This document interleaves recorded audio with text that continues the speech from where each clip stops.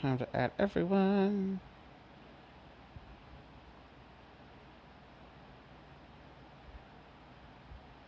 And we're back. So, I don't think anyone's here yet. So our live stream is up. Is it up yet? No? It's not up? It's not registering it?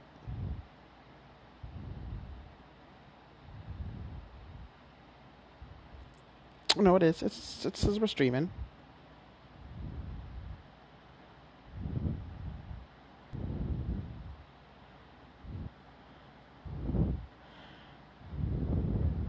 Oh no, this trial is right. Okay, we're good. We're here. Does my sound okay?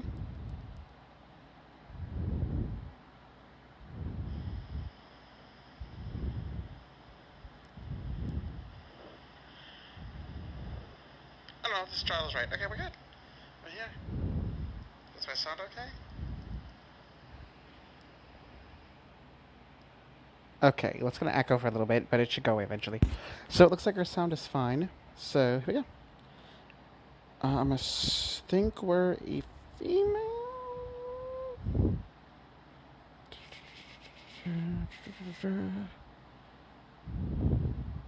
So it's a girl. Okay, we are. Should I do a girl voice? I don't want to do. Just tell me, what's the big secret? Well, Hetty glances up and down the nearly empty sidewalk, then pulls a rolled up magazine from the inner pocket of her coat. All right, but not a word to anyone. The magazine's tasteful, artistic cover reads Vogue, March 1931, Early Paris Collection. That's it? You flip through the first few pages. The big secret, a fashion magazine. This is Vogue, and I had to work for it. Hetty lowers her voice to a whisper. It may have once belonged to Miss Rosquist, who I may have babysat for last night. She sighs. Then that brat kid of hers may have caught me stashing it in my... I mean, I guess if they're not good at it, it could be fat. 5 games is like lots. It seems like a lot of games. Checkers. I don't know. But they didn't steal it. They said may, so they most likely didn't. We should be fine. They're fine. Weird. Says the girl in the fedora. Hetty snatches the magazine from your hands. Who do you think you are, Al Capone? Oh, that's just... Okay, well, that's not necessary. I hate how it's so small, by the way, but there's literally nothing I can do to fix it. Like, it's actually not possible for me to make it any bigger than it is. I also just realized that this actually... I don't want to like that moment. This actually covers up the logo. Someone has to set the trends. You tip your hat. Any day now, Vogue will be trying to get me on the horn, just begging for my fashion advice. The magazine back into her coat. Yeah. So tell me, snazzy dresser, why is it the only boy you've to Billy Stein? You're awful. It's not his fault he's so short for his age. Besides, he's nice. I guess my character's just... It's the easiest voice I can do. Don't ask questions.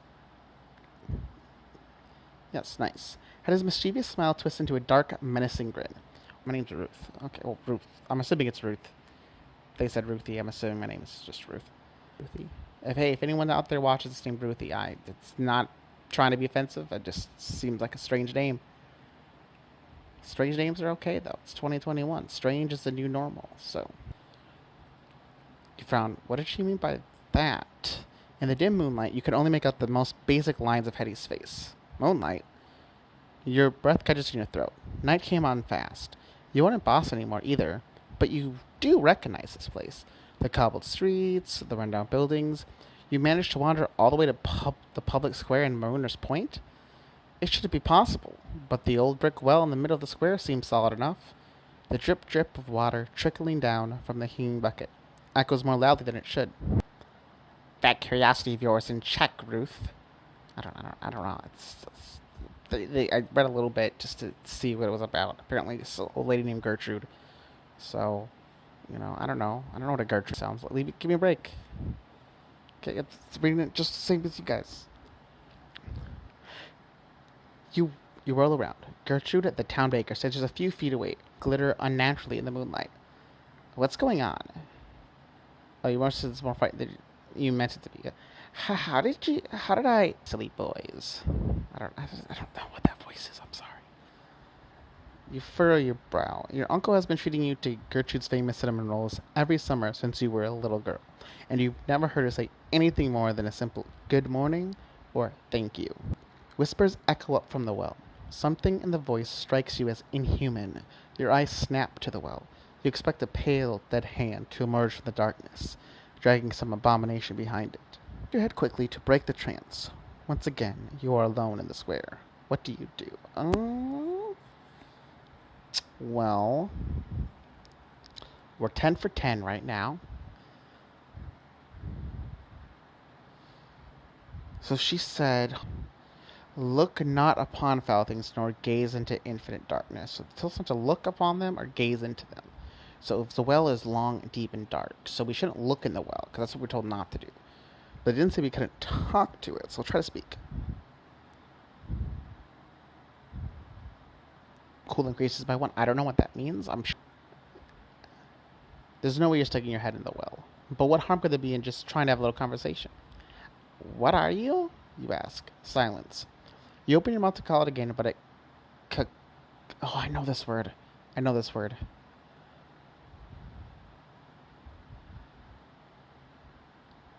Cacophony? Cacophony. I know this word. I think it's cacophony. I know this word. I think I'm saying it wrong. If I am, I'm sorry. A voice rises from the well, speaking in a language you don't understand. More voices thread themselves into the chaos, but one stands off the rest. I will wake forever. Prophecy? You're a brave one. Startled, you whirl around. Hetty stands right behind you, her lips curved in an accustomed smirk. We chose you well. She touches your arm. A pulse of energy flows into you. It's time to wake up now. Be brave, but not reckless. Hetty taps her left temple. Keep your head. Okay, cool. So we're gonna continue. But, because we are who we are, and we have infinite everything, we're just gonna... Boop, start the chapter over. Because we can do that. Yes, we can... Oh, we froze.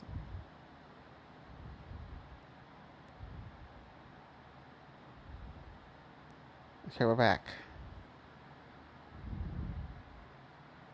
Oh, I didn't read the summary the last time. Whoops.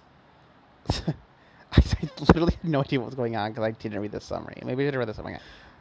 You know what? No. Screw the summary. We made it this far without knowing what's happening. We'll be fine. Let's begin. Okay, we want to look into the well, which we were told not to do. Sanity decreased by 1. Okay. Never want to wimp out. You straighten your shoulders and stride over to the well. The age-worn bricks at the lip feel smooth and cool under your palms. You lean over and peer into the depths. Nothing. The whispering starts again, slithering out from the darkness. Hello? Expect an echo, but the well swallows up your voice. Silence. You open your mouth again, but... Okay, so that's the same. You see a flicker of movement below, so faint trying to follow it makes your eyes hurt. As it climbs closer, you can hear the gritty crunch of claws piercing the brick walls. Moonlight glints at the beast's eyes. Too many eyes. And all of them from your wrist. You pull against it only for a moment before the whispering becomes an overwhelming roar. The grip on your wrist pulls you over the edge into the fathomless void. Wake up. A faint voice sounds a bit like Hetty. You claim the... Oh, okay. So, see, I'm glad I did this, because now I know what happened. So, start over again. Bam. It was a test. They were seeing if we would... But she gave us the warning, like I said before. She gave us the warning saying, avoid the well. So it was a test to see if we would listen to her advice and not gaze into darkness, which is what I originally said. Or if we would look into the well and fail the test. So since we chose not to, that's why it said just right. Okay, cool. So we're gonna avoid doing that now. We're gonna kind of keep just going forward with it. I just want to do that because I thought it might give more context, which it did. So we try to speak to it. probably how cool we are with what's happening. We have mana, so I'm assuming we get spells at some point. I played other stories in this, on this, just not, I haven't played this one. Okay, we did this. Okay, so we wake up.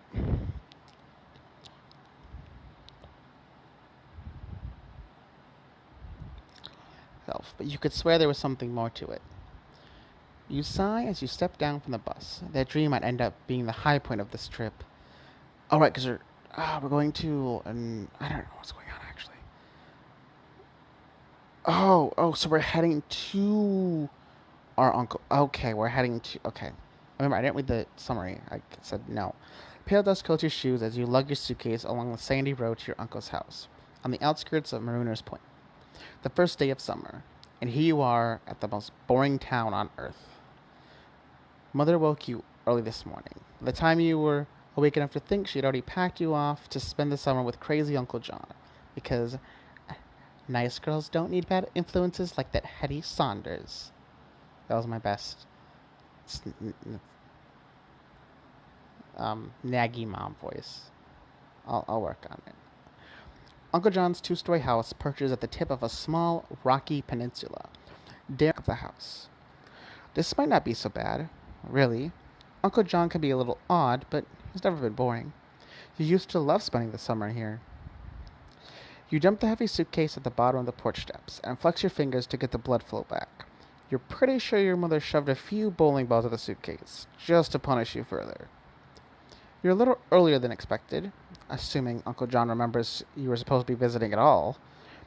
You could explore around outside it a little bit before you go in, or you could just bite the bullet and head to the house. Going in anyway, you may as well bring the mail with you.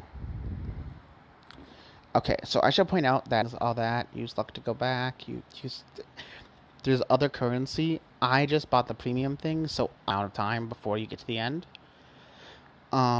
So I will not be live streaming or recording the premium stories. I might have them on my Patreon at some point. The content creator, that people who made it, it's a thing. I don't think it's fair to them, really, if I were to just show premium exclusive content.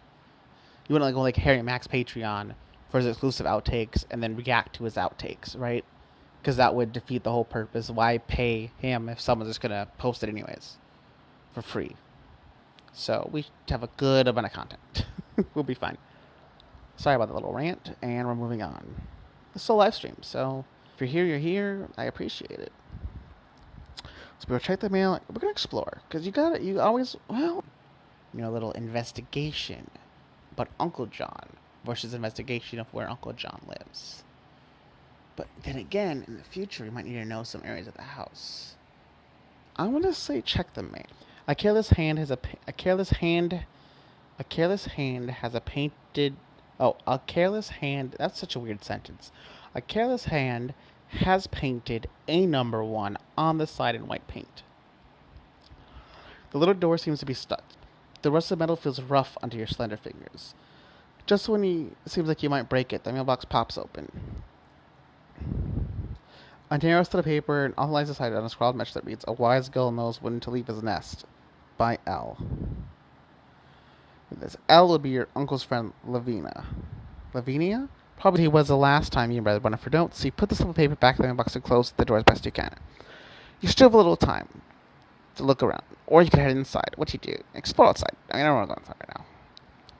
So apparently all we learned from what just happened... Whoops.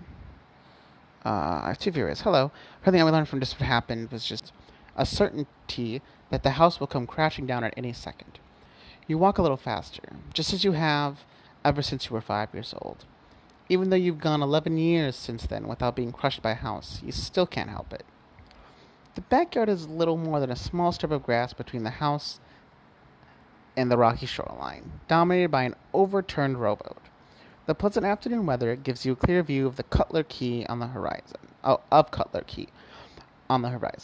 You've long since given up begging Uncle John to let you take the rowboat over to the island. This year, You make the trip. With any luck, you won't even notice you've gone. As you turn to head back down the path, something on the back of the house catches your eye. A series of large, freshly painted red symbols mark the weathered gray wood. Even from a distance, looking at them makes the hairs of your arms stand up. You consider taking a closer look. On the other hand, you could always check them out later.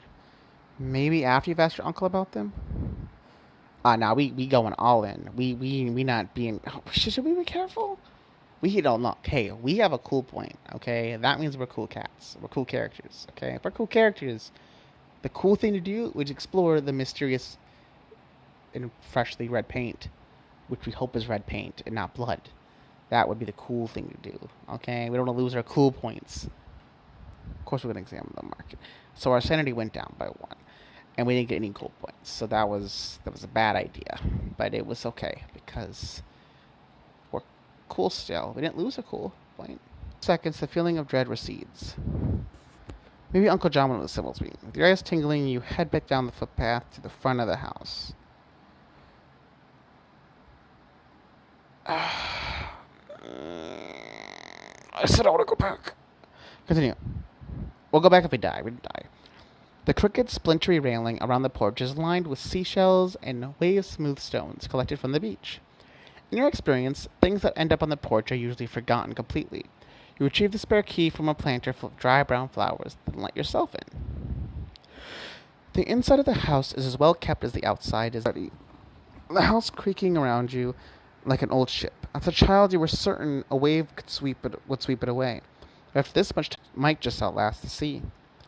You stop in the doorway to your uncle's study, and there he is, pacing, his gray peppered hair standing up in all directions. Oh, so he's like Einstein hair, crazy. Okay, cool. Oh, he looks up quickly like a startled bird. Ruth, I hadn't expected it from. Bother, I completely forgotten. You can't help smiling. Oh, no harm done.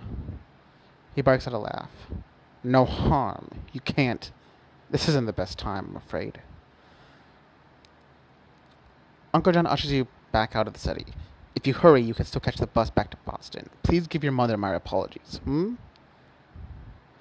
unfamiliar fear burns in his clever green eyes. With him, it's hard to know whether he's just hung up on some strange idea or something is really wrong. What do you do?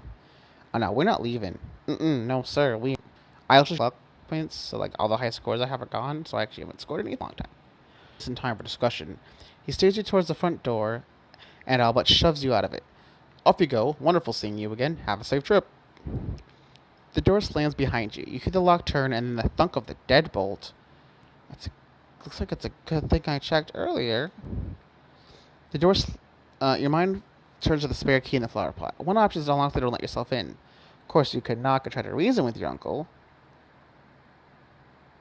And of course, there's the option of just leaving. Your uncle's stupid, nor is he exactly crazy.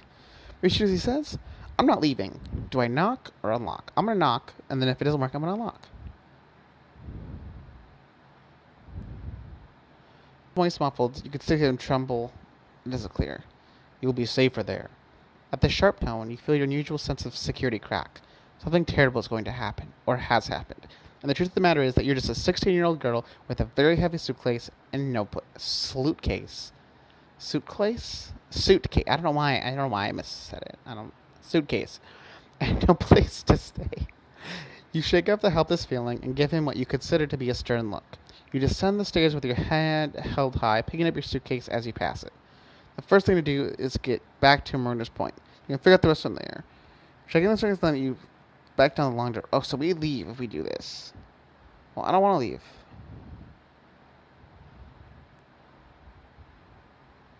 Let's checkpoint.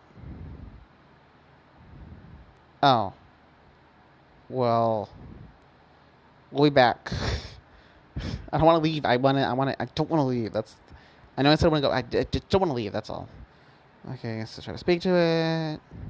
Continue. Check the mail. Let's go outside. Oh, we didn't have to do that. Okay, that's whatever. Then lock the door. Later, when you watch your uncle walk back. Unfortunately, the deadbolt is still in place. You break the window, you should be able to reach it and pull it back, but you can't imagine your uncle being very happy about that. You could try giving him a little time to come down instead, either by waiting here or killing time at the window's point. While you're there, it couldn't hurt to look at the bus schedule. Leslie, I'm just gonna break the window. No, it's stupid. Guys, I swear I'll start playing. Hold on. With the watch flying the study door, you punch the stone to the nearest point. No movement. He must be more distracted than you thought. You just hold. You feel the edge of the knob, but it's pretty far. The door is amazing. You check off the hole. Races. Oh. Okay, so we have to leave anyways. Okay, now I feel more stupid now. Okay, so I was really trying to not leave, but it looks like we have to leave regardless of everything else. Try to speak to it. Continue. Just explore outside. Leave him alone. Talk to him. And then we leave, because he wants us to leave. Okay, I was trying to be fancy, funny. It all ended up with me leaving anyways. So we may as well just leave.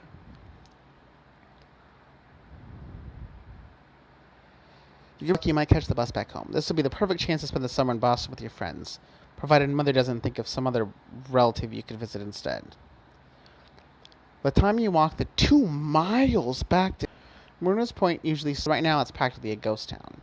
Every time she visits, Mother goes on and on about the quaint 19th century charm. But as far as you're concerned, the town is just run down and outdated. Play. If only someone would turn it on. It's been dry for as long as you can remember. We're still here. Good, okay. Breath. By the wide-brimmed hat and rubber boots, you guess he's a fisherman. Like most people in this town. His eyes dare you to confront him. What do? You're daring me? Contemptuous look? And you're muttering? You want to go, bro? I'm not going to fight him. I'm going to ignore him.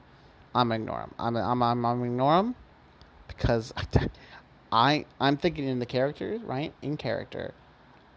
I know where I am. Don't remember how I got here. Had a weird dream. Guy in a bright hat. Some weird well stuff. Magic writing on the wall. Crazy uncle being crazier. I don't need any more crazy old people in my life right now. So we're going to ignore him completely. Hey, look at that.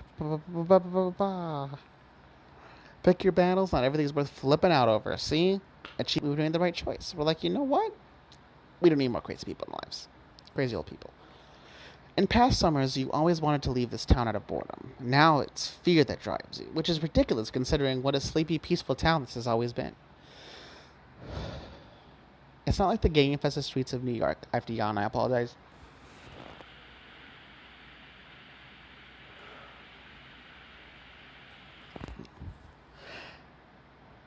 Creepy in the air. Perhaps downright hostile. You hustle over to the bus station. A bronze bell jingles overhead as you enter the general store that doubles as the Maruna's Point bus station. Meagerly stocked shelves, only about as tall as you, break up the long, dim room.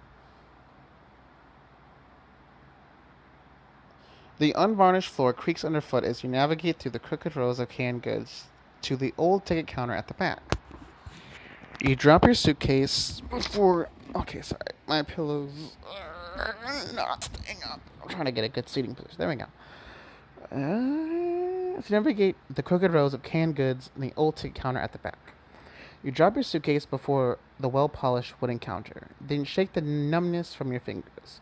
Only a few seconds later, Mr. Davis, the store's owner, hobbles over. The old man raises his eyebrows. "Can I help you, miss?" "When not." Mr. Davis squints at you. "Aren't you John... What is this name? Chilcott's niece?" How do you answer? I don't know this guy. I know who he is. He's the owner, right? Seems really enough. Mr. Davis squints at you. "Aren't you John... What is this name? Chilcott's niece? How do you...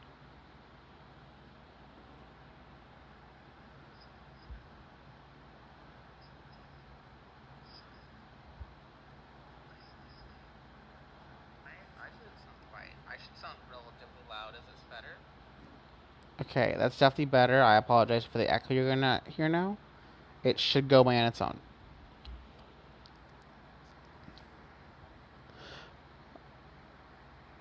We're gonna tell the truth. How's it working out for you? I don't know how it's working out for me, because I don't know what happened yet.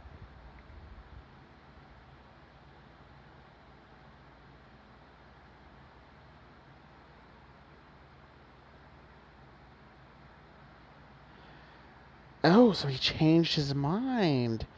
You've known Mr. Davies for as long as you can remember, but you still have to reintroduce yourself every summer. You smiled at him. That's right, Ruth. Mr. Davies cast a nervous glance at the door to the stockroom. The last bus left about 10 minutes ago. You checked the clock on the wall behind the counter. For as long as you've been visiting Maruna's Point, the last bus out of town has left around 6 o'clock. You should still have 15 minutes. If you want, you could question Mr. Davies further, or you could give up and go back to Uncle John's. Oh, we're questioning it. What are you talking about, bro? Doesn't the last doesn't the last bus usually leave at 6? You ask. I should still have plenty of time. New schedule. He flashes an uneasy smile and jerks his head towards the door.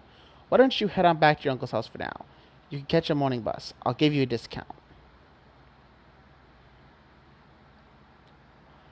You hear shuffling footsteps behind you. When you look over your shoulder, you see two men in the doorway in the stockroom, listening in your conversation. Hurry back now. What do you do? Oh, okay. So, from what we saw earlier with what he was talking about, so apparently he said it's my turn. So it must be his turn to do something. So she said the message that Gold knows when it's time to leave the nest. She gave her was warning him, you need to leave now. She was warning her to leave, but he never checks the mail because he's a crazy old hermit dude. So he doesn't check the mail. She probably left the message for him specifically, saying, "Hey, you need to leave now. You need to get out now." But he didn't listen, so he's there. He saw the writing. Since he's there and he saw the writing, he knows it's his turn for something. And since we're his daughter, not daughter, our niece, we're also in the same. They don't want us to leave either because they need us to stay here or whatever's happening. So we could have just lied and left, but we didn't lie. We didn't leave, and we're here now. Okay, cool.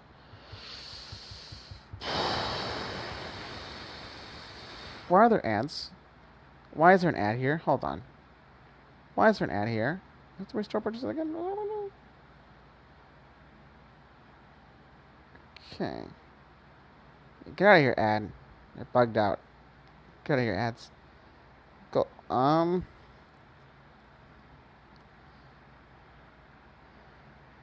So what do we do, guys? Do we want to go back? Because we just go back, and this didn't happen at all. When I go back, what if we lie? What happens if we lie? We got plenty of luck. What a lot. Oh, no. Oh, dang it. I pressed the wrong one. Okay, we're going all the way back. Yay, because I pressed the wrong button. Cool. I pressed the wrong button. Hooray. Hooray. Check the mail. Explore outside. Leave them alone. Continue. Talk to him. He kicks me out. We go to the bus stop. We ignore this dude because he's dangerous. We lie. Okay, there we go. I meant to, you say, we do kind of look alike, but I think she's blonde.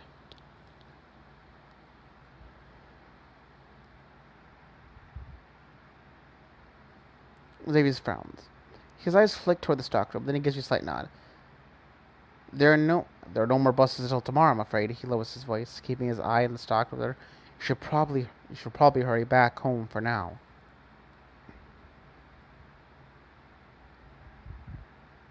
You hear a shuffled footstep within the stockroom. Tension buzzes in the air like electricity, and the hairs of your neck are back stand up. Get going, Miss Davies whispers. Good luck to John. You grab your suitcase and your palms sweating and walk out of the door as swiftly as you can. He was lying about the bus. You pause at the town square, and everyone else is acting strangely. There are a few pedestrians in the air. You meet the eyes of a woman. She turns away quickly, pulling your children along. Another man gives you a sigh as he passes by. You decide to take refuge in the library. People are quiet and nice in libraries. You can hide up till your uncle calms down.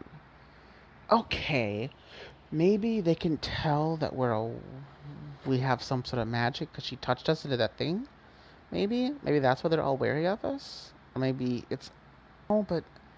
Because his response was the same, except he changed his mind. When he said we were John's, he changed his mind and we got a glimpse of two people actually listening to the conversation. When we didn't say that, he looked, but we weren't given the prompt that not anyone. Interesting. So whatever he was chosen for, we're in it too. Okay.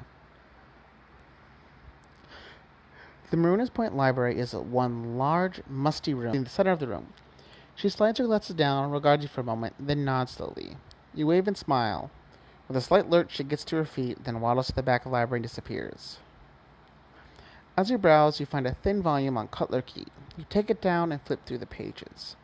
Near the middle, a heading catches your eye. The Sleeping God. Old Wampanoag legend, which describes the island as a resting place of a dangerous, powerful spirit.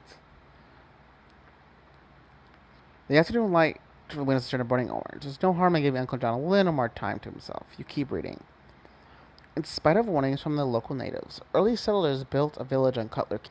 Those who left the island brought up the stories of a great beast beneath the earth. The rumbling of its breath shook the ground. While no one had seen it, each and every one of them had dreamed of some vast, indescribable creature that slept in a dark place, better off under glass.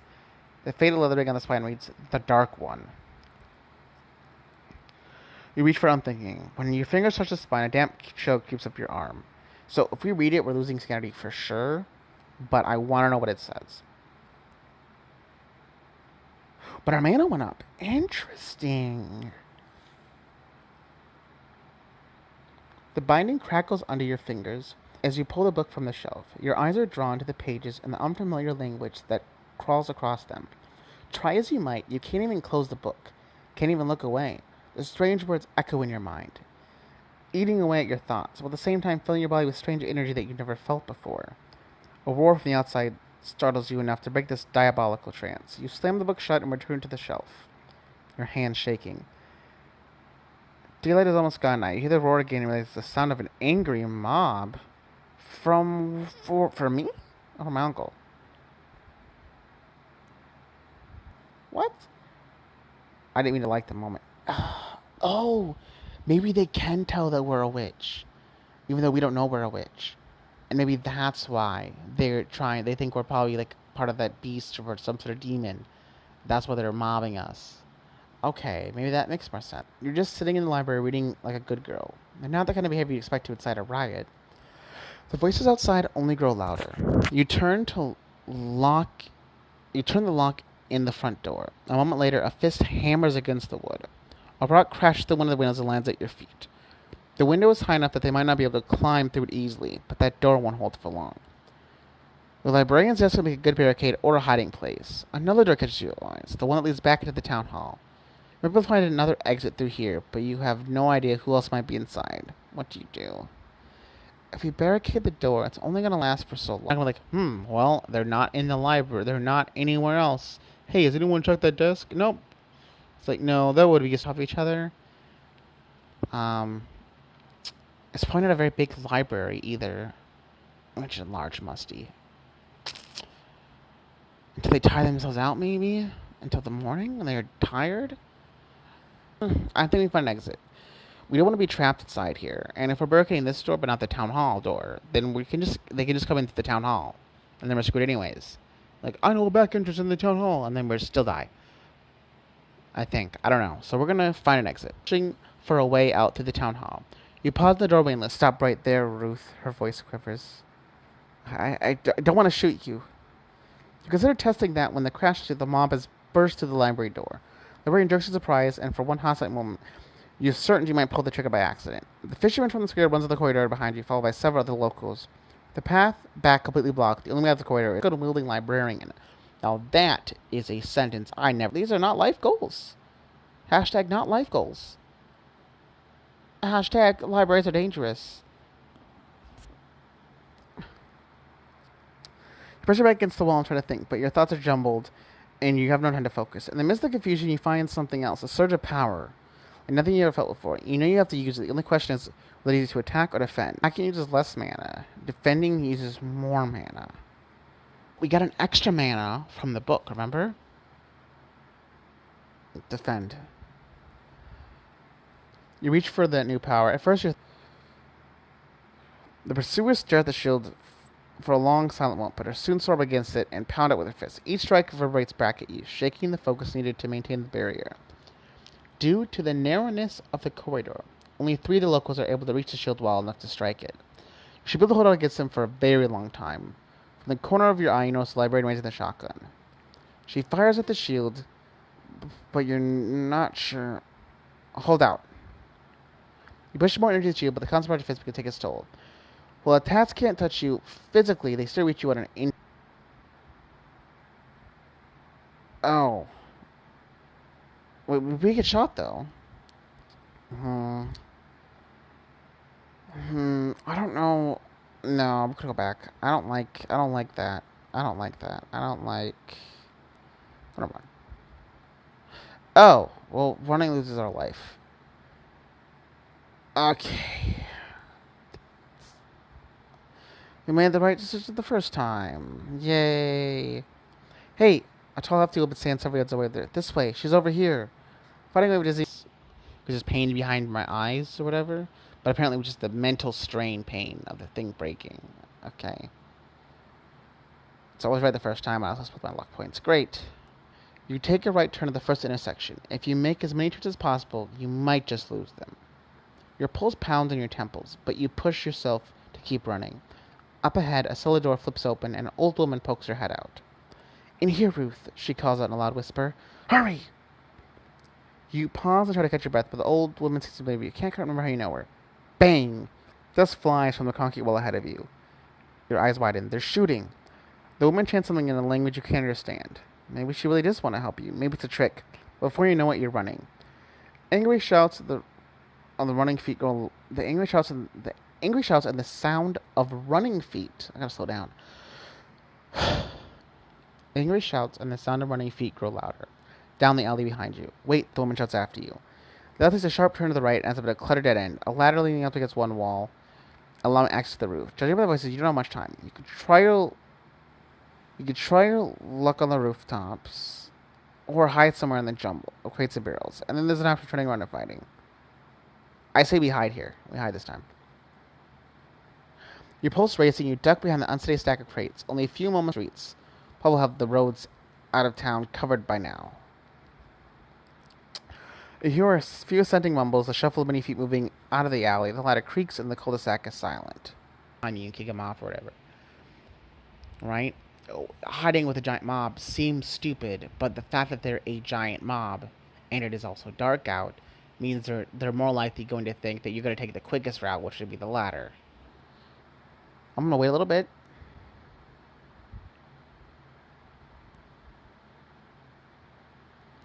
The moment you decide it might be safe to come out, you hear the clearing of a throat on the other side of the crates. You lower yourself back down to silent. What do the brothers do with them anyway? Asks a gruff voice. A clear voice answers, sounding disinterested. I'm just glad to be rid of them. The order should have picked up the old man by now. Well, sure. The order, okay? She scuffs the cobblestone. You don't think they'll kill him? Clear voice sighs. I don't know. Without the order, this town would be dead already. As far as I'm concerned, that's worth a few oddballs. The gruff voice starts to speak, but a distant shout cuts him off. Without another word, the two men run back down the alley. You listen to the silence for another minute before emerging from your hiding place. What about the well with the witch? Yeah. You start down the road trying to keep close to the shadows. I wouldn't go that way. You whirl around to see the old woman from earlier who had been offering you help. Where does she come from? They'll be searching that way. Searching down that way. She points to the road. We must not tarry here. Quickly, come with me. We're just going to go with her. We're not going to ask any questions. We've had a very long night. Chance when she snug up behind me. True. From time to time, she stops to chant something in a strange language. When you ask what she's doing, she shushes you. Am I still going? We're lagging? We're good? No lag?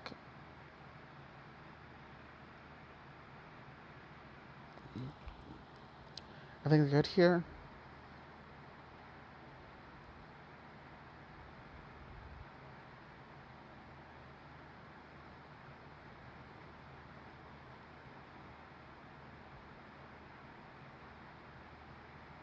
Thanks for listening with me.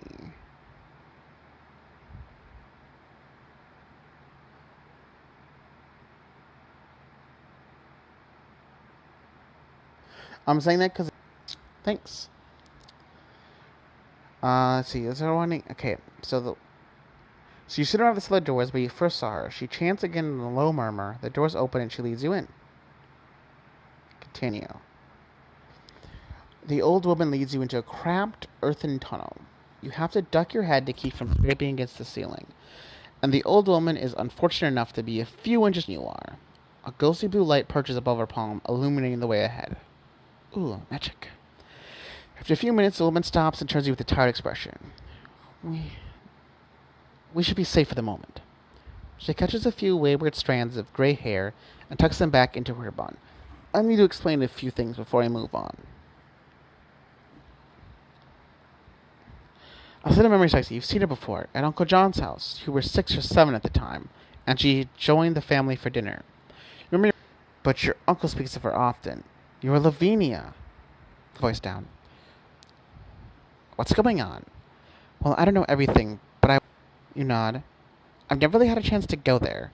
Nor should you. It has long been an important site to a certain cult, the Order of Rushketh. You won't have heard. A surprised shout echoes down the tunnel. You know the stone slab has been replaced, but it can't be that hard to find. Very long time now. It used to be one every 10 years or so, but now they struck some sort of deal with the town council. I'll tell you, shut up, your uncle and I were the only ones left. Wait, you say. What do you mean by our kind? You figured it out by now, I'm sure. If we're doing this properly, you would receive instruction. But we do not have time for that. Oh, sorry, that was her voice. She starts walking again, her heavy lilac skirt trailing in the muck. If you're... Oh. Uncle is just... You shake your head. I don't know. Now what you expected for the summer. Lavina chuckles. Hold still for a moment. She leans forward and places a hand on your forehead. She mutters something that you can't quite make out. Her hand grows very warm and the warmth spreads through you. You can't imagine being more comfortable. And by the time Lavinia withdraws her hand, you feel much stronger. Thank you, you say. That's incredible. Lavinia shakes her head. Very basic. You will likely learn it soon enough yourself. I have felt this, whatever it is, and used it. Magic. Go ahead and call it what it is, dear, he says. And what have you used this magic for? I'm not sure, but I think it's sort of punch out and I can shield myself too. You glance back down the tunnel behind you. You could have sworn you heard a shout just now. Such spells are instinctual, says Lavinia. That sort of self-preservation will come in natural to any witch in danger. A witch? Is that what I am?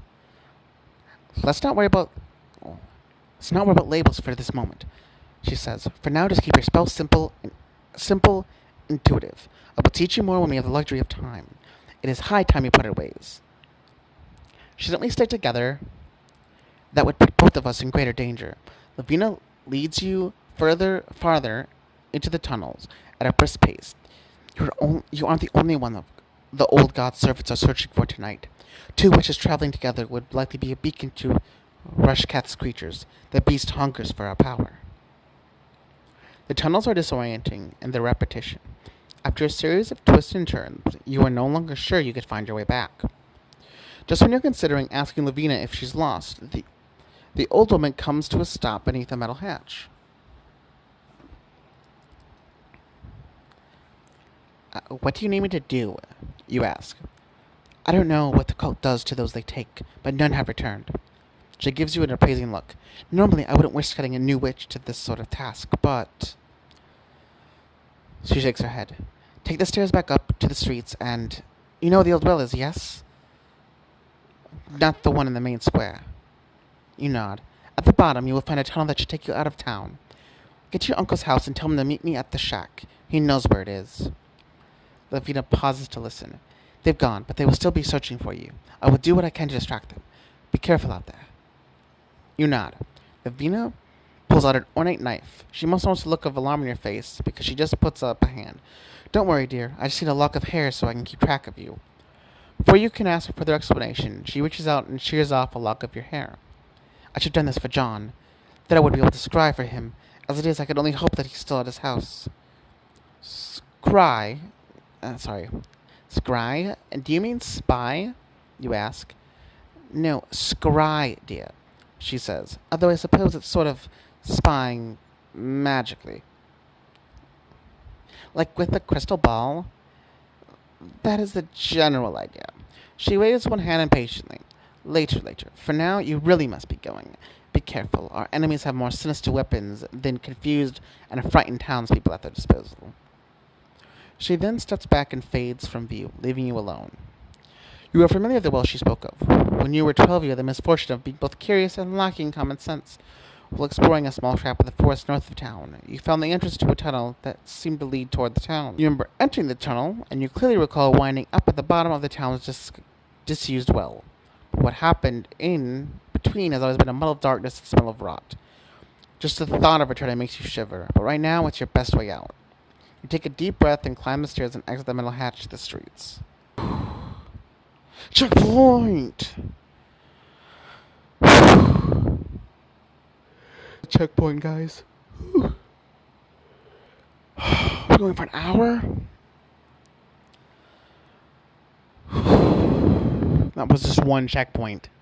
It's fine, we're good. Deep breaths.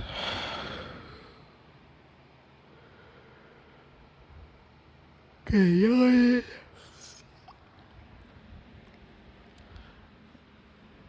drink some water real quick.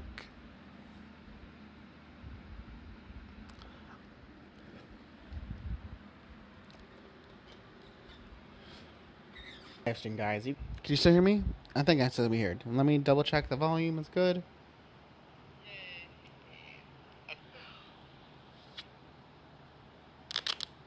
Okay. Can you still hear me? I think I still be heard. Let me double check.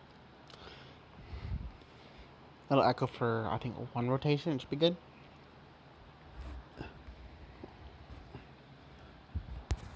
You move through the streets in short, quick bursts from one cover to the next, all too aware of the shouts and running footsteps throughout Marooners Point. Summer since you were small, the revelation that Uncle John really is more than he seems, the fact that people are chasing you, most of all, you keep returning to that strange sensation of power you felt. You didn't realize how lost in thought you are until you see the torchlight coming around the corner ahead. You flank yourself against a wall.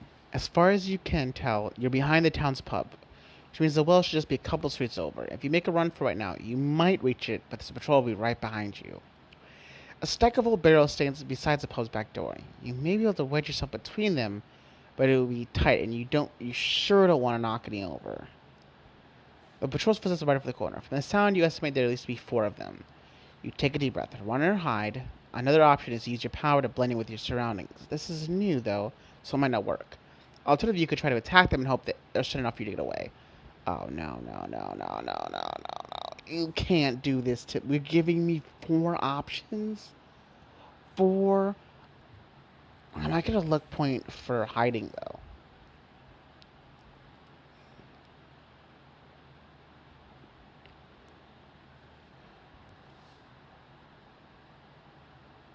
Okay, so this is a fun place you can go. So I have spendable. So spendable is like, so you can use to increase your life, your sanity, your mana, whatever you want to increase. Just pop.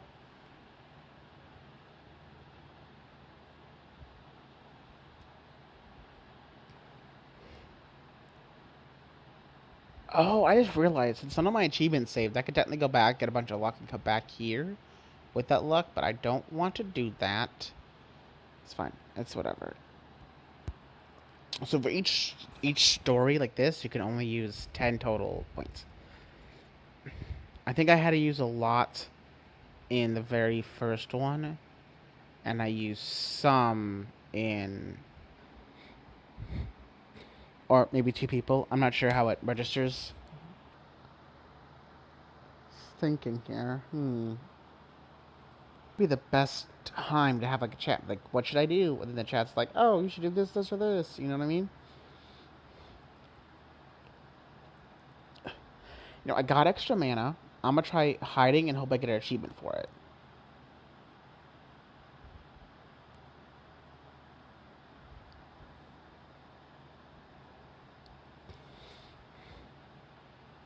You never cast Invisibility Spell. You want to know how best to approach it. You try to go completely transparent. I think difficulty notice would be easier since I've never done.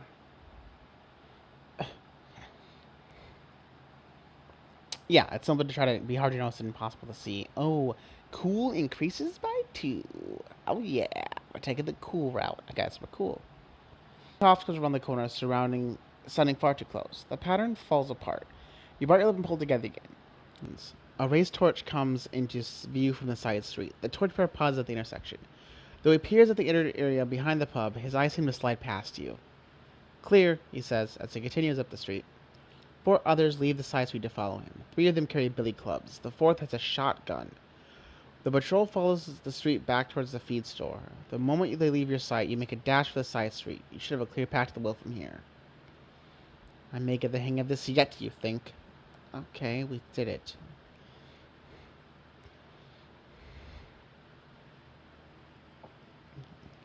The old well stands in a small yard that was once the center of town. It has been dry for as long as you can remember, but the bucket still hangs down from the crossbeams. All is quiet. You glance over at the edge. It's dark down, clearly enough. If nothing has changed, there is at least as far down as you can see. Despite your mother's earlier protests, you're wearing sensible shoes, and you could probably scale it if you don't trust the ancient rope and rotting crossbeam. I'm taking the yard to search for a safer way to get down.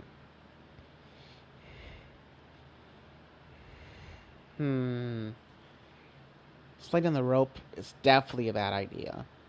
Searching could waste time, possibly some more danger. I'd rather fall down the well and slightly injure myself than get caught by the mob with billy clubs and shotguns.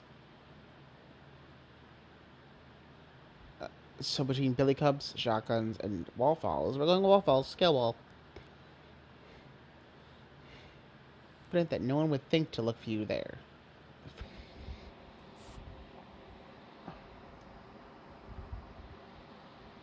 And it brings the rest of you with it. You don't fall very far, but it's far enough to leave you with a bruise in your hip. You stand and wipe the mud from your hands onto your skirt. No use being... Well, it's right. None of you said I wasn't, but maybe one of you was like, that's a stupid idea. You shouldn't do that when you're watching this or listening to it later. But I was right.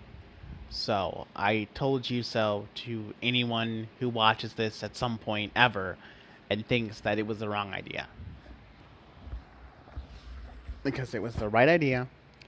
Because like I said, I'd rather get some well falls than get beaten and shot to death or fall to my death.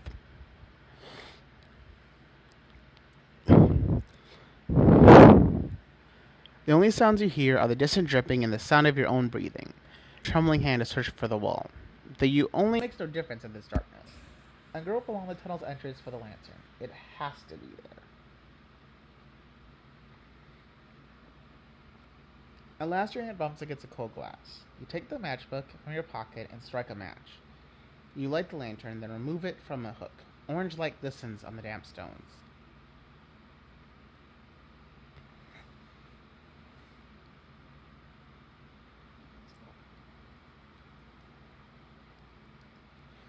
The tunnel stretches before you, triggering a memory of blind panic. You push it down and keep moving. The brick-walled path runs straight, with a slight downward slope. Though you walk as quietly as you can, each step sends a faint splashing sound down the tunnel. When it seems though you must have reached the edge of town, you see torchlight up ahead, coming down from the ceiling, between the bars in a grate. As you draw near, you hear voices.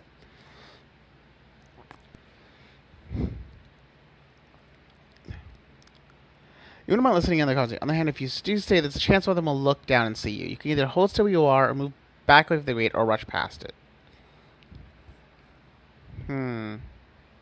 Stirred. Hear us? Get back. Yes! Sorry. Goodbye. To keep it shining towards the grate. No luck so far, says one of the men above. I'm sure it'll just take a little longer. We have no more time, for the girl or for the old woman. We will have to move forward with the ones we do have. The second voice is a raspy, slithering, from a tiny bit of the conversation you overheard earlier. You recognize it as the voice of the man in the robe with the creepy necklace. You still hold up your end of the bargain, though, right? The first man says. We did get you the others. Was like a snake person, maybe? It depends on the outcome, says the robe man. I must return to the island. There are preparations to be made. You hear a sharp crack. Roger, the first man shouts. Take your group to any other conditions we should be made aware of? How is the order... Oh. How is the order meant to fulfill its obligations if tonight's ritual should fail? I don't know. I'm assuming they said slithery. It's like a snake, so I'm making snake sounds. I'm sorry. As the road man said, enough. The road man hisses. See, he hissed. See, I was right. I'm not crazy. You're crazy. You will do your duty regardless. We both know this town. Footsteps. You wait a minute until you're satisfied they are indeed gone before creeping forward through the tunnel. I'd like to point out we're at 7 cool points. Just put it out there in case anyone is listening. For a moment, you see both at once. The tunnel as it was and as it is. You hear yourself sloshing through the water. It was deeper back. Oh, so it's a drying up well, not a dried up well. There is water. It's drying up. It hasn't ran in a long time, so it's underwater, underground. So there is no sunlight to evaporate it faster. So it's very slow. You walk. I don't know how wells are. It's just brick. I don't know. It doesn't matter. You walk onward, a little dazed by the returning memories. You know your 12-year-old self ran through here in a blind panic, but what was she running from? The right side of the tunnel gives way to a cavernous space. The light from your lantern doesn't reach far enough to show you the walls, but the echo of dripping water gives a sense of a vast space, one that shouldn't exist so close to the surface. You hear the sound of rushing water, like a river. You remember hearing it back then, too. What type? Are we the cool? Are we like, I'm so cool, I'm gonna go explore this cavern, I'm not scared? Or are we the cool, like, I'm so cool, I don't even have to worry about this, I'm so beyond it? Cool are we? We're explore the cavern cool. Let's go. I'm an adventurer, damn it. Boldly you step forth, never a wuss. Okay.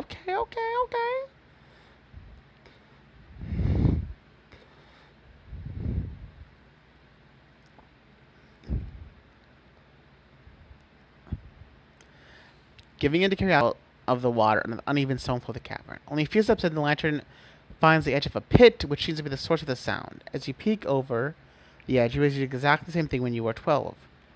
From beneath the mouth of the pit, a dark river roars past. The orange light from your lantern catches something moving along the edge of the pit. The motion reminds you of a spider. You shudder. You've seen this before. Back away.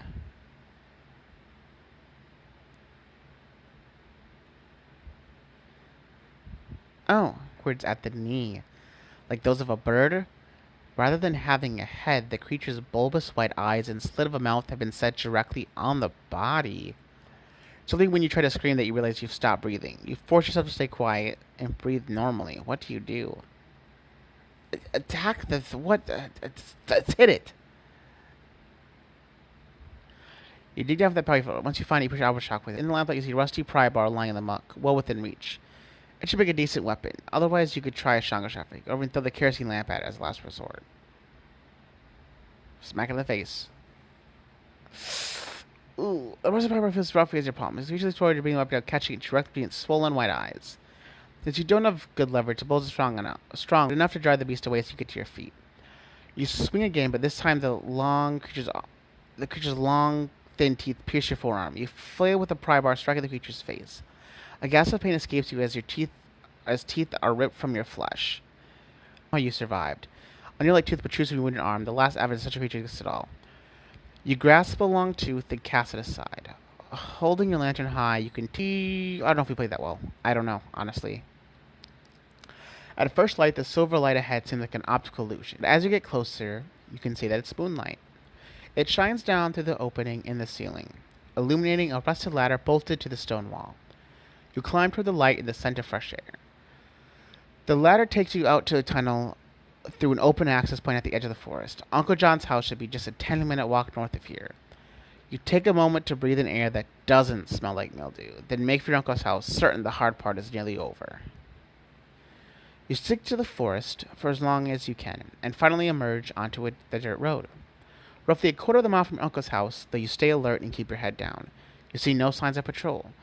You reach the rickety two-story house, gates open. You peer inside, but it's too dark to see anything from the steps. You know of a window in the back of the house that has a broken lock that you can crawl through. Another option is to check outside for any clues or listen. On the other hand, it makes you nervous to delay. Your uncle will be in trouble. So part of you wants to step just to the front door. Nah, see, wait and listen, because last time we barged in and he got pissed at us. Wait, what's going on? You pause the doorway, you strain to hear anything. You can't wait long. You need to find out what happened to your uncle. Front door time.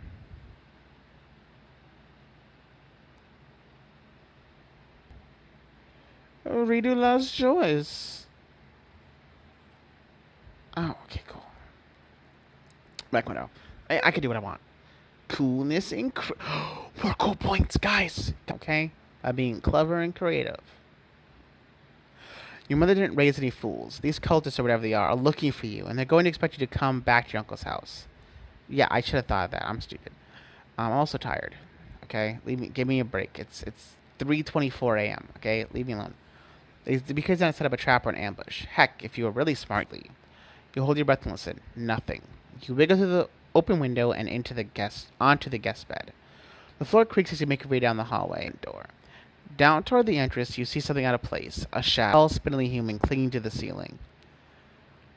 Struggling to remain calm, you duck back out of the side of the entryway. Some kind of trap or ambush, you think. As silently as you can, you venture farther into the house. That's the thing that attacked me. Okay. As you approach the study, the smell of charred meat reaches your nostrils. The long forest green rug that used to run straight down the corridor has been shoved to one side and stained by dark, dime-sized spots that trail from the study door and back toward the... Uh-oh, you gasp. A smoking corpse flies the black circle of burned flooring. Whew, okay, that's a relief. We're gonna examine it. We have to. Oh. You notice something lying in the corpse's hand, a round talisman. Through the body, you start to tuck the talisman into your pocket when you feel a burst of new energy flowing through you. The wooden disc crumbles to ash in your palm. Dark magic, but nevertheless magic you can use. You wipe the ash from your hands and leave the house at the back window. You've learned enough to know that the order took your uncle, and your best chance of finding him is going to Cutler Key. Your back and shoulders ache. You take the order with a sigh. You're going to be sore for weeks. The moon provides more than enough light to find Coulter Key. You row toward the island, gritting your teeth against a dull ache in your muscles. Something large bumps against the underside of the boat. A glance over your shoulder tells you that you've only come halfway. As far as you know, there shouldn't be any rocks here. What do? You pull the oars from the water and wait. A few minutes later, you hear a slithering sound against the keels, with the entire rope is sliding across wet sand. The gritty slithering stops a few seconds later. You peer over the starboard side, but all you can see is the moon reflected on the dark surface of the ocean. A cold, slimy grip coils around your ankle and jerks you from your seat, pulling you toward the stern. Moonlight glistens on the rubbery surface of a tentacle draped over the gunwale. The tentacle tugs your ankle again. You manage to plant your free foot against the aft seat, but the tentacle's stronger than you are. You won't be able to hit it for long. What do? When in doubt, blow it up. Bam! You reach for the new pack. You might have done some serious damage. The slimy clay loosens and slips over the side of the boat and back to the water. You line the shallow puddle at the bottom of the rowboat and take a few deep breaths. The gentle rocking of the waves tempts you to rest a while longer, but you have work to do. You get back to the seat, pull the oars in the water, and start rowing, wary of every slap against the waves. Every slap of the... I know what cool points means, it doesn't matter. On the landward end of the dock. You moor your rowboat to a rusted cleat. You take weathered planks and meet a path in the forest. He raises his lantern. Who are you? What are you doing here? Good question. What do you do? Shockwave and visit. I don't want to waste any more mana. I'm definitely not going to win an attack if he's... I'm going to lie. You start walking toward him. The ritual, you know? I'm not late, am I?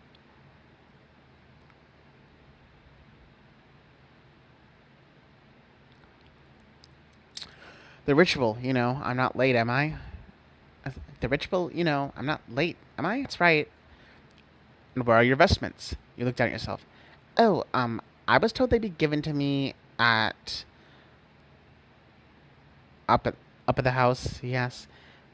Yes, that's right. He nods slowly. Alright, give me the pass when you can be on your way.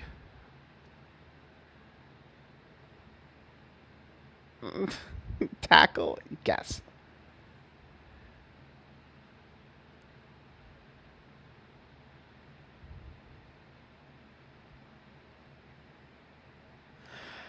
Okay, so... Yeah. Last luck point. So these are fair, by the way, because we are... The reason, bear with me, is because we earn these by getting achievements. We're not buying luck. We're literally only using luck we get from achievements. We're earning them. Where's the tackle on the ground?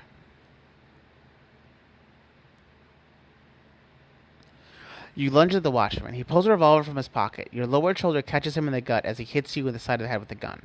Though you've always been on the small side, your weight is enough to allow you to tackle him to the ground.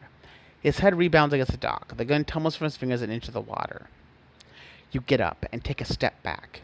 He seems to be unconscious, but he can get up at any moment.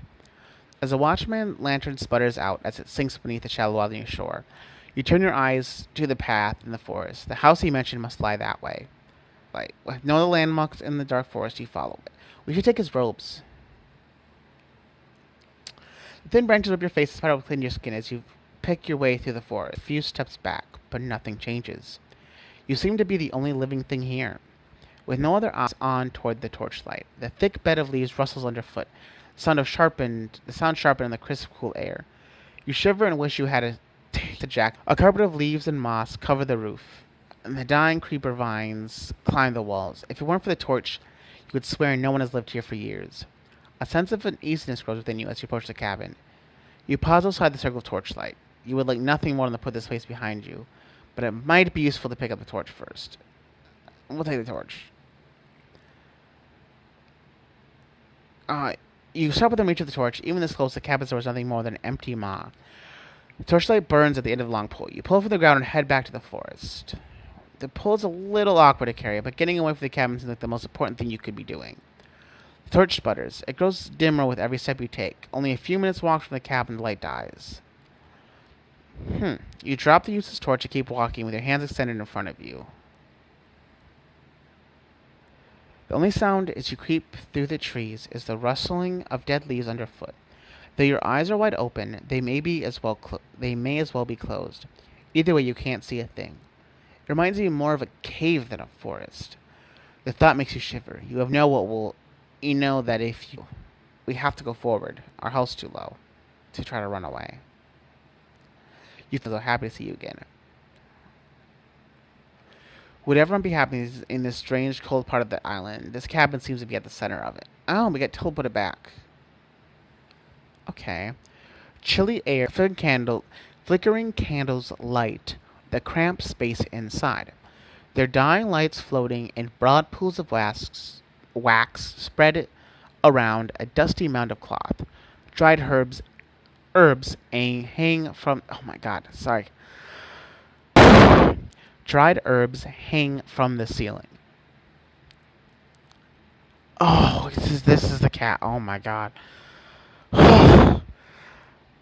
Lavina steps out of the shadows. I'm glad to see you made it, dear. Whatever's going on here, it isn't normal, you think. Maybe it's really her, maybe it isn't. What do you do? Okay, it is. Well, you're safe here. At least for the moment. But I admit, I doubted you'd pick up on the call. Why? The island is crawling with Rashkath's children, you ask. Yes. And I'm sorry, I cannot be more specific. Pocket dimension that happen. Then I should probably just... You motion towards the door. Don't be so impatient. Sorry. Don't be so impatient. We do have a few minutes. Hold still now. Lavina leans forward and places a hand on your forehead. She whispers something, and pleasant warmth spreads through her hand, from her hand, and throughout your body. Thank you, you smile, feeling refreshed. One more thing, she says. What do you have in your pocket? You reach into your skirt pocket. Check. Not much. A few coins? That will do, she says. Give me one. Am I paying for spells now? You smirk as you hand her a coin.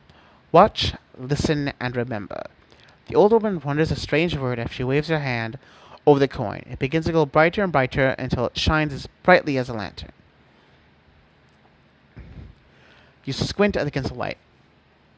Oh, wow. A simple enough cantrip. The corners of Lavinia's mouth twitches upward, as though she would like to smile. It won't last long, but it will light your way. When you want to dim the light, put it back in your pocket.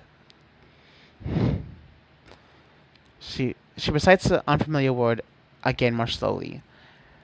Repeat, please. The foreign syllables feel uncomfortable on your tongue, but you seem to have pronounced the incantation to Lavinia. She rewards you with a curt nod. When you cast it, imagine a glowing light, she says. Keep that as your main focus. All right. You nod. You feel jittery with the need of... I have to go now, don't I? Must choose a path. The stones seem to burn with reflected candlelight. Price? You frown. We have enough time for you to examine them. Only you... You pick up the green stone and peer into it. Inside the cloudy gem you see a forest path overgrown with leaves. That is a path of life. That is a path of life. You definitely feel a sense of vitality from the stone, but something else too, a sense of madness and disorder. As you pick up the red stone, you feel a rush. It only gives you a taste for more. You see a dark, fiery path within the red gem. The path of power, Lavina says. Beneath the feeling of power this stone is, you detect a hint of the cost. Whatever power on this path will come. Finally, you touch a blue stone that imparts a sense of calm. All the stress of the evening begins to unwind. Within the gem, you see a straight path that leads towards the still lake. Which path is this, you ask? Peace, says Lavina. It is so difficult at first to put the stone down, but then you feel something else beneath the soothing energy. You sense that the peaceful pass, you would need to relinquish some of your power. You look at the stones over more. So green stone... Okay, so... Hold on. So let's go over this, guys. We have no luck points. We cannot go back. We can restart, but I don't want to do that. So green stone. So plus life. Stone is minus life plus mana. Blue stone is not an option. Power would be better. But our life is low. But power would be... Our sanity is pretty high.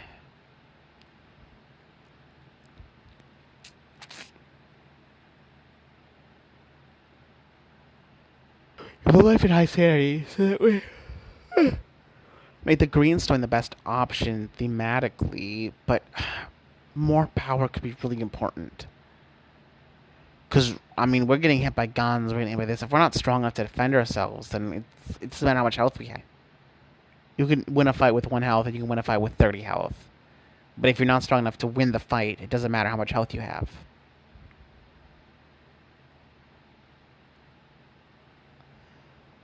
So does it kill me?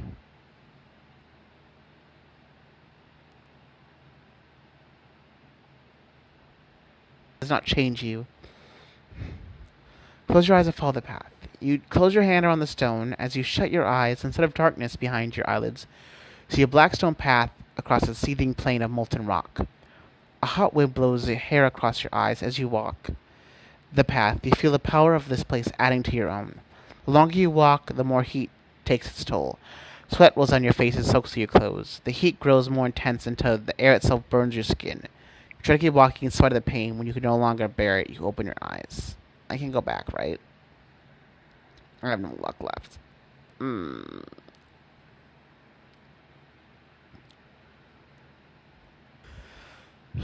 You find yourself on a well-beaten path, and you have the sense that you're back in your own reality. The trail seems to twist and turn as you follow it. Sometimes uphill, sometimes down. Oh, wow. An eerie trill sounds. At the dim edge of light, you see a little screech owl perched on the branch. It trills again, then glides away. You laugh nervously at your own jumpiness.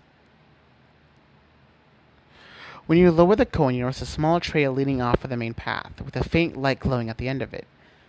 You glance down at the main path. You know much farther how it leads you, or if it would take you where you want to go. What do? So this is tough, because you said that the path will take you where you want to go. So the main path will 100% get us to our destination without any issues. Potentially. This one path might have more power-giving opportunity for us. Take a small trail for now. A trail leads you to a small clearing. A primitive shrine stands at the center, a slipshod mass of sticks and fish bones, with a few trinkets placed before a deformed hunk of driftwood. The surrounding earth has been worn down to bare dirt. 5 lit candles sit atop the shrine.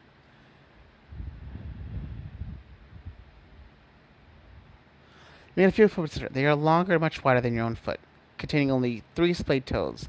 Divots in the earth, the head of each toe tells you whatever made these creatures has claws. It isn't until you realize how noisy the forest had been you get the strong feeling of being an intruder in here. Xana. A handful of berries, the skull of a small owl, a few waves, smooth shells among them, and only one item stands out, a pendant carved from a translucent blue stone. The pendant resembles vines or tentacles wrapped around an unseen object. Looking at it, you begin to feel uncomfortable.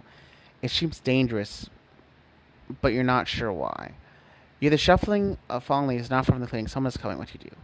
We're taking the pendant, baby. Oh.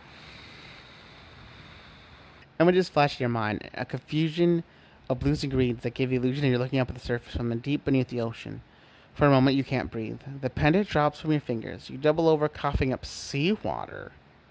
When your lungs are clear, you take a long, ragged breath. You hear a vicious growl behind you. A bulky bear. The creature drops a fish from its hand like front paws and goes on all fours. It crouches, preparing to pounce. This thing is big, but with a strong enough blast right to its face, you can expect you can knock it out.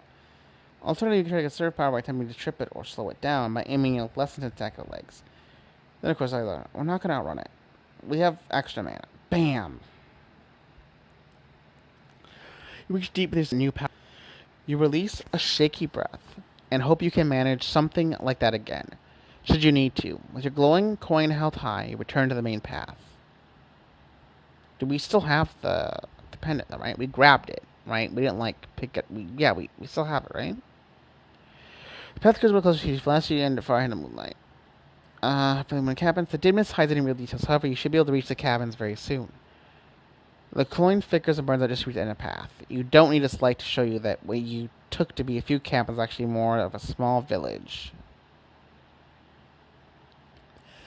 A handful of old, weather-beaten buildings huddled has one that no one has lived in for a very long time. At one end of the clearing, a well-traveled path leads uphill towards a stately house that looks much newer than the rundown cabins. You hear voices coming from the path behind you. Lantern-like glows from around the bend and in the trail. You duck through the nearest open doorway and crouch in the shadows just inside. The dust in the air makes you want to cough, but you don't dare. A few minutes later, a man and woman in green robes walk into view. They continue past your hiding place, chatting. Although you can't quite make out the words, you hold your breath as they pass by the doorway. You realize that you aren't the only one breathing in this room. Soft breaths come from the far corner, where even the ambient moonlight doesn't reach. The matches flame to the wick. The flickering candlelight plays over a jumble of tools on the table. You pick up a ball-peen hammer. With the comfortable weight in your hand, you feel safer. The man in the corner stands up. He peers at you with suspicion. He's only a little taller than you are, and skinny enough to tell that. As you examine him, his doubtful brown eyes examine you. Eventually he speaks. Hello. He keeps his voice low. It sounds uneven, as though he hasn't used it in a long time. He clears his throat. Who are you? You glance. Thomas, he says, acidly, his eyes. I asked you first. Who are you? You weren't in the order. What are you doing here? What do you do? I'm gonna tell him the truth, because he doesn't look like he's part of the order anymore. Bam. Yeah, the Green Orb tells you his order at some time. The state of it indicates his membership is incurred. My name is Ruth, you say, your hands. Well, I'm working on that as I go along. That house on the hill looks promising.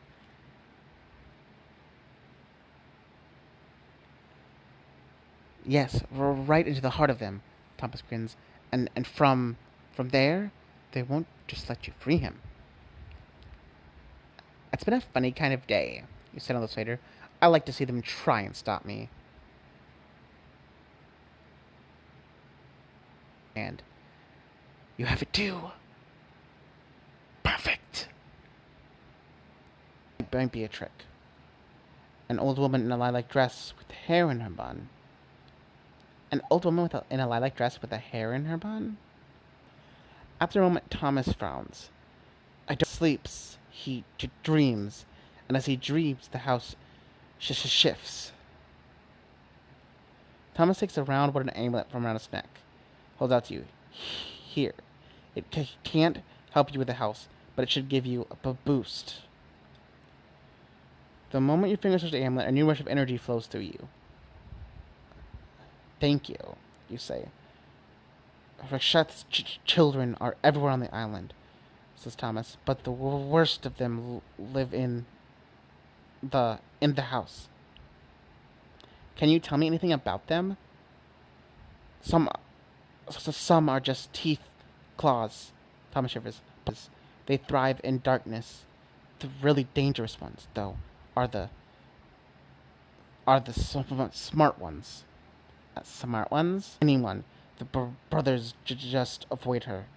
I don't know much about the others. Abominations. Nice family. You smirked. You should hurry. Thomas leans at the doorway and looks both ways. The ritual begins soon. Go free your uncle and the rest. I'll try to find a way to get Lee. Catching your doubtful glance at his robe, he adds, You still feel cautious about him. Thomas's information is all you have to go on. Slip out of the ruined house and run towards the house on the hill.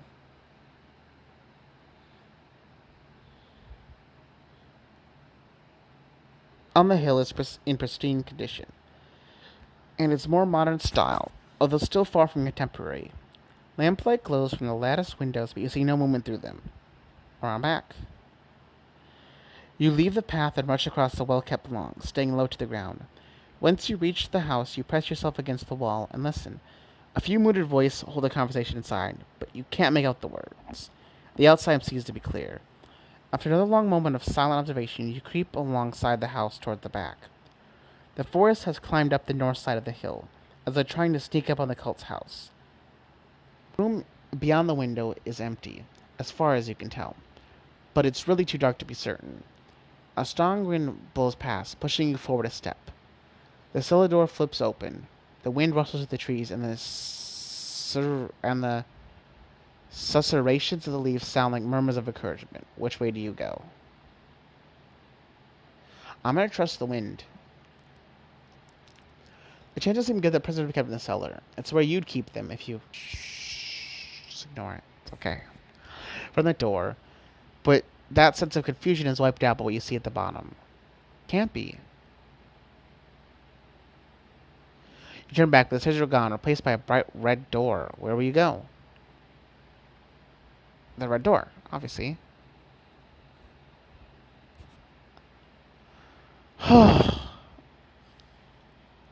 Okay, guys. I made it to this third checkpoint, the second checkpoint. It's been almost 2 hours. I'm done for now, my friends. I'm really tired. And it's 3:57 a.m. So, thank you for my viewer. I have who's watching on Omlet, it looks like. Oh, wait, that's me. Wait, am I both viewers? Maybe, I hope I'm not. That'd be awkward. But assuming I'm not both viewers, thank you everyone for watching. Thank you for making it far. If you made it this far, you either have nothing else to do, which is also being uploaded if you're watching on YouTube. Check out my Patreon maybe if you're interested. Check out my Discord, which should be on my Twitch if you're looking for that, my About page. And that's it. So, as always, guys, remember to stay smiling because life sucks, but you don't have to suck with life. And with that, goodbye.